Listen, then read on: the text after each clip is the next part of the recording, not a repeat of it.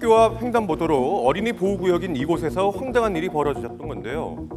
다시 봐도 아찔한 그 순간 아이들은 태연하게 누워 휴대전화를 보고 있었습니다. 왜 저러는 거죠? 불과 열흘 전에 벌어진 일. 마렵더라고요. 요즘 애들이 위험한 장난을 많이 하더라고요. 놀라고 걱정되고 그래서 이거 학교 조회 시간에 이거 안전교육 잘 실시했다고 하더라고요. 이 문제로. 자, 한밤중에 이런 위험천만한 놀이를 한 장본인은 과연 이 학교에 다니는 학생이었을까요?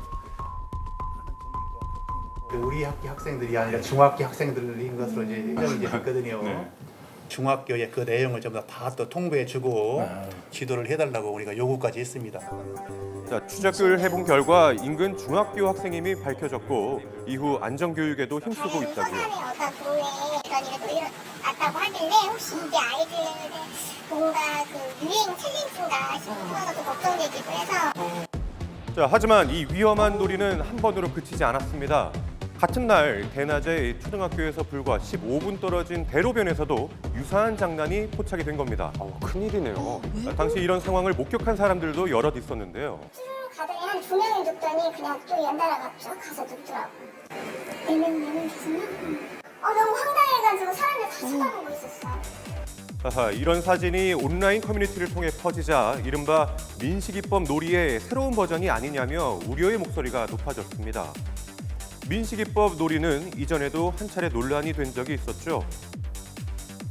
도로에서 고의적으로 위험한 장난을 치는 것이 유행처럼 번져나갔던 건데요. 당시 이런 일을 경험했다는 사람도 여럿입니다.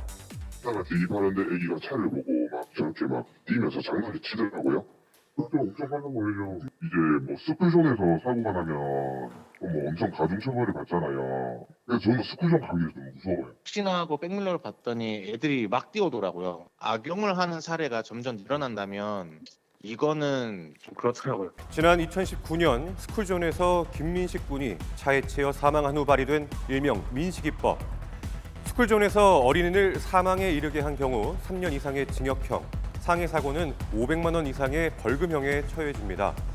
잘못하게 되면은 더 큰 죄를 짓는 거다라는 것을 아이들이 인지를 하고 있다는 거죠. 즉 아이들이 놀이로 승화시켜서 활용하게 되면은 처벌 조항이 강화되니까 운전자들이 알아서 쓸 거야라는 잘못된 판단을 하고 있다는 거죠. 자, 그러니까 스쿨존에서 낸 사고는 가중 처벌된다는 것을 아이들이 알고 이걸 악용한다는 얘긴데요. 운전자들은 어떻게 생각할까요? 신호등에 뭐 이렇게 신경 쓰다가 보면 못 볼 수도 있는 거죠. 너무 위험한 거죠.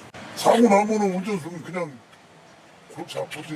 모든 게 다 운전수 책임이니까 항상 조심을 하지. 논란이 있긴 하지만 그 아이들을 보호한다는 측면에서는 긍정적이라고 봐요. 소수의 장난들을 일반화시켜가지고 실제로 일어나는 돌발 상황을 다 장난이다.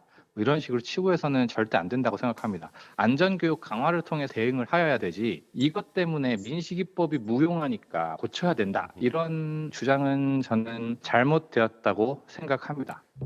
자, 이렇게 일부의 장난으로 모든 아이의 안전이 위협받아서는 안 된다는 거겠죠. 적어도 스쿨존에서는 안전이 보장돼야 한다는 겁니다. 하지만 사고는 끊이질 않고 있는데요. 자, 통계를 보시면 민식이법이 시행된 2020년을 기준으로 이전과 비교를 해도 스쿨존 내 사고 건수는 큰 차이가 없습니다. 운전자들은 아이들을 보호하기 위한 부분에 초점을 맞춰서 운전을 하는 게 아니라 법이 강화돼서 법을 피하기 위한 방법만 머릿속에 생각하는 거예요. 사고를 줄여야 되는 게 아니라 법을 피하는 방법을 익힌다는 거죠. 자, 그렇다면 스쿨존 내 교통사고를 줄일 수 있는 방법은 없는 걸까요? 제일 중요한 건 역시 교육입니다. 아이들은 움직이는 빨간 신호등이에요. 결국은 집에서의 안전교육, 또 가정교육이죠. 그리고 학교교육 두 가지가 융합이 돼서 항상 반복을 시켜야 돼요.